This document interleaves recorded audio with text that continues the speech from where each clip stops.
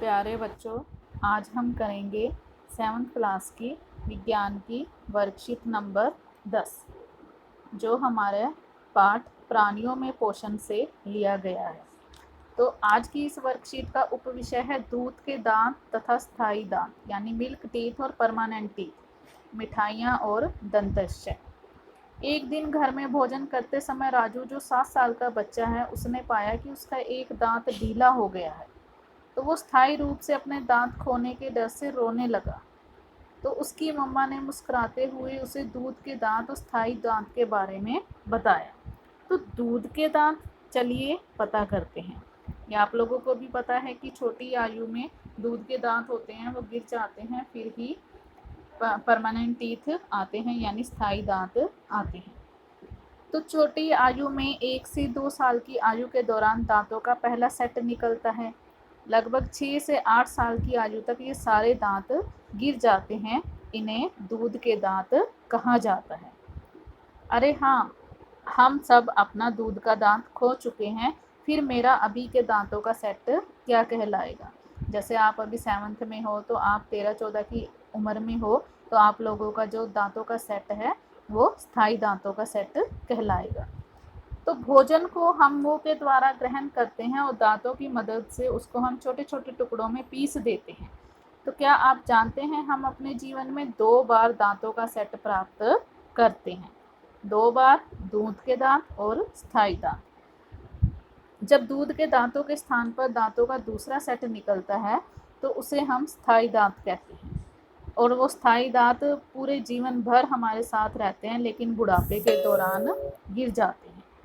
तो स्थायी दांत 4 प्रकार के बताए हैं: कृंतक, रद्नक, अग्रचर्वणक और ज्वर्णक। लेकिन आप अपने दांत खो सकते हैं, लेकिन जब आप उनकी देखभाल अच्छे से नहीं करेंगे।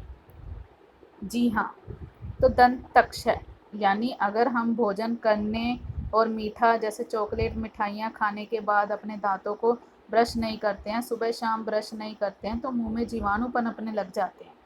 तो ये जो जीवाणु है हमारे दांतों में फंसे हुए भोजन की शर्करा का विघटन कर अम्ल बनाते हैं।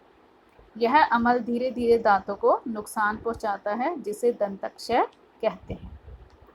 तो दांतों की देखभाल एक अच्छी आदत है। हमें कम से कम 2 बार ब्रश या दातुन से दांत साफ करना चाहिए।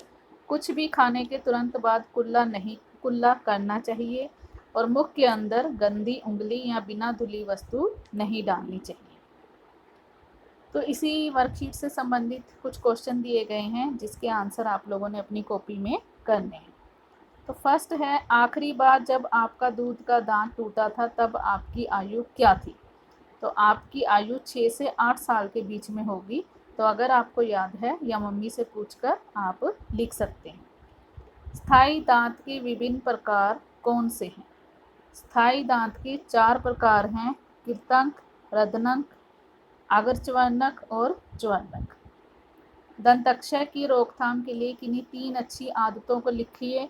तो आप इन तीनों आदतों को लिख सकते हैं। रिक्त स्थान, डैश के दौरान दूध के दांतों का सेट निकलता है और लगभग डैश से डैश की आयु तक ये गिर जाते हैं, यानी शैशवाकाल। आप लिखेंगे शैशवाकाल के दौरान दांतों का पहला सेट निकलता है और लगभग 6 से 8 वर्ष की आयु तक ये गिर जाते हैं।